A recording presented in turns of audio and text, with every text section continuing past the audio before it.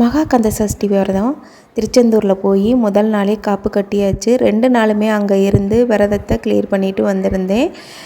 அங்கேயுமே சுவாமி தரிசனம் ஒரு 5 மணி நேரம் சென்றுதான் பார்க்க முடிஞ்சிச்சு. அவ்வளோ கூட்டம். அங்கேயும் வெத்தலை தீபம்லாம் விடாமல் 2 நாள் போட்டிருந்தேன்.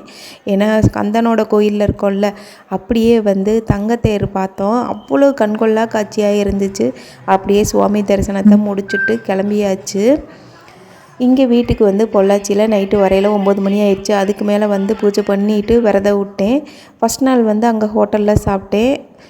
2வது நாள் ஒரு 10:30 மணியை போல் சாதமும் சாம்பார் வச்சு சாப்பிட்ருந்தேன். காலையில் நேரத்தில் எழுந்திரிச்சு பூஜையை முடிச்சாச்சு. பாலும் பழமும் வச்சுதான் சாமி கும்பிட்டேன். பிரசாதம் பண்ண முடியலை, ஏன்னா ட்ராவல் பண்ணிக்கிட்டே இருக்கனால.